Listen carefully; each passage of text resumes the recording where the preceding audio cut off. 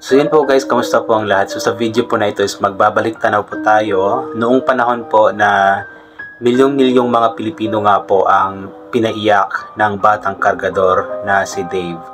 At ngayon nga po pagkatapos ng 5 taon ay muli nga po tayong pinaiyak ng batang ito nang dahil nga po sa kanyang paglisan sa taong kumupkup sa kanya na walang iba kundi ang kanyang tatay Tekram at ang Manalastas family. At ang masakit pa dito dahil nga po ang kanyang paglisan ay biglaan, kumbaga walang pasabi, bigla na lamang nawala sa poder nila Tekram. Tapos nung umalis pa ay may mga negative na comments against kay Tekram at sa Manalastas family. So sa video po na ito is nakikita po natin itong pagpapasan niya ng mabibigat na mga gulay sa palengke. Specifically doon nga po ito sa Divisoria. Ito po yung panahon na parang time po ito na pumutok yung Bulkang Taal, kung saan nga po sila Tekram tapos si Kuya Pony Alde ay nagpunta nga po sa Divisoria para mamalengke para sa kanilang gagawing feeding program sa doon sa mga nabiktiman or sa nasalanta ng Taal. At yun, nakita nga po nila doon itong batang kargador na si Dave. Ayan po.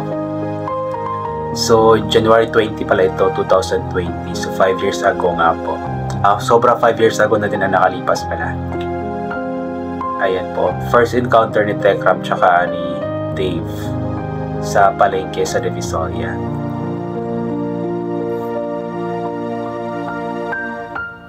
Ito nagtatrabaho, Dave? November po. November? Pwede bang... November 2020 pala siya napunta sa sa Divisoria. Same time with Luis. Si Luis kasi is napunta rin siya sa or naging batang mag-iitik din siya or tagapastol ng itik. November din 2020. So halos magkapareho lang pala sila ng Magkwento ka, bakit ka napunta time dito, Dave? Nagtrabaho.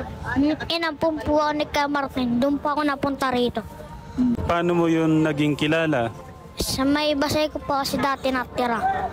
Tapos yun po, nabaitan po siya sa akin. Inampun daw niya po ako. Bali, yung tinutulugan mo doon, yun yung si... Hindi po, yung iba po yun. Iba pa yung umampon sa'yo, iba pa yung tinutulugan mo? Opo. Ganun ba? So yun nga po, dati pa lang po is iba-iba na nga po ang kumukop or umampon kay Dave. So bago pa man siya napunta sa poder ni Tekram, ay napunta na nga po siya or naampon na nga po siya ni Kuya Martin. Tapos sabi pa niya, iba pa yung umampon sa kanya at iba pa yung tinutulugan niya. So dati pa lang talaga is kung saan-saan na talaga napupunta itong batang si Dave. Bago pa man siya napunta sa poder ni Tekram, kung saan nga po in 5 years is doon nga po siya nanatili at dapat is or pangarap ni Tekram na maging huwaran ang batang ito at habang buhay na sa kanila sana, pero yun nga po, nag-iba nga po ang ihip ng hangin at bigla na nga lang pong nilisan sila Tekram. Safe ka kaya doon? May nag-aalaga sa'yo doon? Pinapakain niya po ako. Kung tatanungin kita, baka may wish ka o may gusto, anong gusto mo? Bubuot kami pa pamilya. Ayun po yung wish ni Dave dati, yung mabuo ang kanyang pamilya. Kasi nga po nagkawatak-watak nga po sila, yung kanyang mga kapatid is napunta nga po sa iba't ibang pamilya din siguro. Pero after 5 years nga po, hindi pa rin nabubuo ang kanyang pamilya. Pero I believe is parang nakasama din naman yata niya, pero hindi as in buo yung pamilya kasi nga po iba-ibang bahay nga po ang kanilang tinitirhan. Ayan. Di bang malaman kung bakit ka naiyak? Wala po ako sabihin sa kanila eh. Gusto ko mangarap ka sa buhay mo na hindi habang buhay ay ganyan lang ang trabaho mo, no? Opo. Huwag kang magsawang mangarap, di ba? Opo. Tapos, lagi ka lang magpipray kay God. Basta mangarap ka lang sa buhay. Basta gawin mo lang yung tama. At alam ko, nandyan si God para sa atin lahat, ha? At nandito ako ngayon para sa'yo. Kung ano yung kaya kong maitulong sa'yo, no? Opo. Basta ako pupuntahan kita dito kung ano yung kaya kong ibigay sa'yo, no? Tapos basta patuloy mo lang yung ginagawa mong tama, makisama ka ng tama dito din sa mga kasama mo. Basta lagi mo lang kausapin si God, no? At yun lang naman ang secret dun eh. Maging masipag at maka-Diyos para makamit mo yung mga pangarap mo, no? Opo. Isa na lang.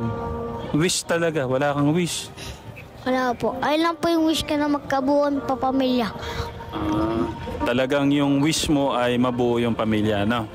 At dalangin ko din yung lahat ng mga pangarap mo ay matupad, no? So yun talaga ang kanyang wish, ang mabuo ang kanyang pamilya na hanggang ngayon hindi pa rin talaga nangyayari. So anyway, yun nga po yung panahon or pinakaunang tagpo nga po ni Tekram at ni Dave. At yun po yung panahon na talagang sobrang iniyakan siya ng milyon-milyong mga Pilipino at palagi nga pong inaabangan ang update tungkol nga po sa kanya. Maging ako, nakita ko pa nga yung comment ko doon 5 years ago doon sa video na yon. At hindi natin inasahan, hindi natin inakala na after 5 years nga po, ganito na nga po ang nangyayari ngayon. Sa unang tagpo nila Tekram is iniyakan nga po siya ni Tekram, iniyakan ng lahat ng milyon-milyong mga Pilipino. At after 5 years, ito nga po, iniyakan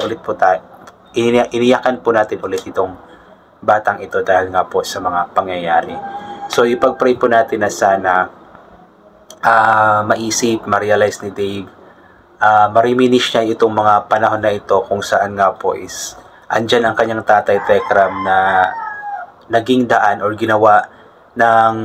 ginawang daan ng Diyos or ginamit ng Diyos para siya ay matagpuan dun sa Divisoria para sana mabigyan siya ng magandang kinabukasan. Sana ma-realize ngayon at ma-reminisce nga po niya ang mga araw na kasama niya ang kanyang tatay Tekram na talagang nakikita natin na sobra talagang nagmamahal sa kanya at itinuring talaga siyang totoong anak, panganay na anak at totoong kapamilya nila.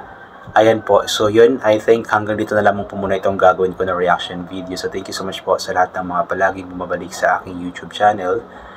Inuulit ko nga po palagi na ugaling po natin magdasal, magpasalamat sa lahat ng mga bagay na ating natatanggap. Kahit na hindi po natin ito hinihingi kasi nga po lahat ng mga bagay na meron tayo ikalob sa atin ng ating Panginoon. At wala ang mga bagay na ito ko hindi dahil sa Kanya. And always take vitamin C para mabusa ang ating immune system at hindi po tayo matatama agad-agad ng kung ano-ano mga sakit-sakit. Especially sa panahon ngayon na paiba-iba nga po yung napakainit tapos bigla-bigla na lamang pong umuulan. Kaya sana ugulin po natin madala ng payong kapag lalabas po tayo para hindi po tayo mainitan or maulanan. So thank you po, God bless and bye for now po.